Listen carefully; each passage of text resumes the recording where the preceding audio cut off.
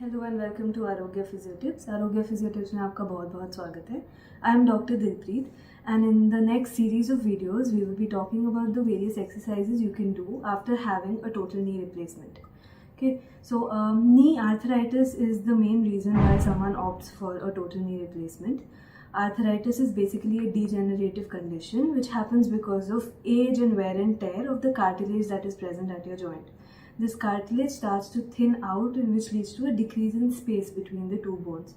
As these bones start to rub against each other, it causes a pain and a variety of symptoms. So the normal symptoms that you see is excessive pain, which starts gradually and then increases in intensity over the next few months. You have early morning stiffness, decrease in the range of motion. You will hear some cracking sounds in your knees when you're straightening and bending it.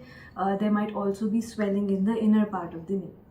So there are various grades of osteoarthritis. Depending on what grade you have reached, your doctor might tell you to opt for a surgery or not.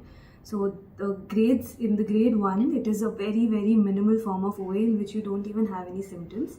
In second grade, it is a mild form where you just start to experience pain. In the next stage, you have pain almost throughout the day and it increases towards the end of the day. In the next stage, you will have a lot of swelling, difficulty getting up from the chair, using the washroom, climbing steps. All of this will also cause a lot of problem. And in the final stage, you will have excessive bone formation in your joint and a very limited in your function. So usually in the last 2 grades is when your doctor might recommend going for a total knee replacement. So the knee replacement surgery can be of 2 types, either a partial replacement or a total replacement.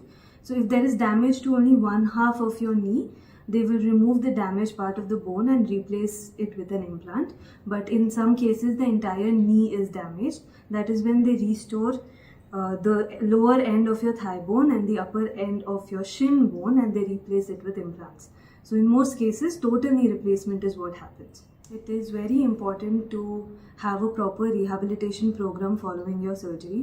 This is important in order to restore the muscle mass and the muscle strength that you have lost. It is important in order to regain the range of motion and go back to your functional activities. It is important to reduce the pain and the swelling that you have post-surgery. And it is also important to reduce the chances of having a very rigid scar formation. So rehabilitation post a TKR can be divided into 3 phases. The first phase is the maximum protection phase. This lasts from the first week to the 4th week. The second phase is the moderate protection phase, which starts from the 4th week up to the 8th week. And the last phase is the minimum protection phase, which is 8 weeks to 12 weeks. In this video, I will be talking about the simple exercises you can do in the first phase of rehab, that is from week 1 to week 4. Please consult your orthopedic surgeon before you start with these exercises. The first exercise is isometrics for your quads. So you will just roll a towel and place it under your knee and slowly try and press your knee down on the towel. You don't have to lift your leg up in this exercise. Your leg remains how it is. Just press your knee down into the towel. Try to hold for 5 to 10 seconds, whatever feels comfortable initially, and then release. You will do it for both legs, 10 to 12 repetitions, twice a day. For the next exercise, it is again isometrics for your hamstrings behind your thigh. So you will place the same towel under your heel. You will slightly bend your knee and then apply pressure down on the towel at your heel. So your knee is absolutely relaxed. I'm applying no pressure here. It's just the heel. I'm pressing it down into the towel, holding it for 5 to 10 seconds and release. Initially, if it's very difficult, just press and release. Press and release. You don't have to hold. Again, 10 to 15 repetitions twice a day. You can do the same exercise in lying down position also. Next exercise is isometrics for your gluteal muscles. So you will keep both your knees bent.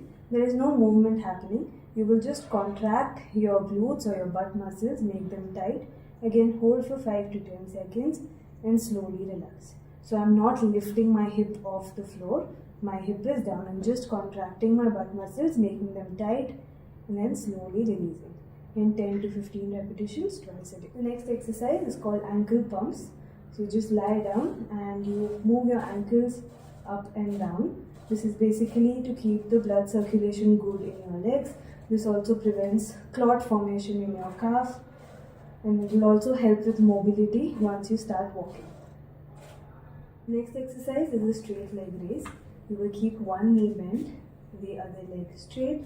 Try to point the toes towards your body and slowly lift your leg up.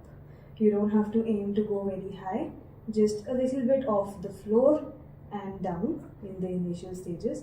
Once you find this comfortable, you will lift it up, try and hold it for 5 to 10 seconds and then bring it back down. 10 repetitions on the left and 10 on the right, twice a day. Next exercise is called heel slides. So you will take a towel, you will loop it around your shin bone, hold it with both your arms and slowly try to bend your knee as much as possible. So first bend it with your own effort. Once you think you have reached a point where you're not able to do it anymore, use the towel, pull with your hands to bend it a little more. Hold it here in this position for around 10 seconds and then slowly straighten your leg. Do this again 10 times on the left and right. So post your surgery, there are chances of you developing something called a contracture where your knee will remain bent. It will be very difficult to straighten it. So in order to avoid that, it is important to take a few certain steps before you have to walk. So you can just keep your leg again on a folded roll towel, a cushion or a pillow like this, and keep it in this position for around 5 to 10 minutes in the day. This makes sure that your knee is absolutely straight and it will prevent the formation of a contracture later on. Never keep a pillow under your knee and go to sleep. This will fix your knee in this position. A pillow should always be kept under your ankle or your heel and your knee has to be maintained straight. This exercise is hip abductions, just like the straight leg raise that you did. You will just do side lying hip abduction. You will just lift your leg up, keep your knee absolutely straight, no bending, knee straight, toes pointing forward. You will just lift your leg up a little, try to hold this for 5 seconds and back down, up and down. Again, left and right, 10 to 15 repetitions. Next exercise is actually a stretch for your calf muscles. So you will be in the long sitting position, loop the towel around your foot and just pull your foot towards you such that your toes point towards your body. You will hold this for at least 10 to 15 seconds. You will feel a good amount of stretch behind your leg. You will hold this and then slowly release it.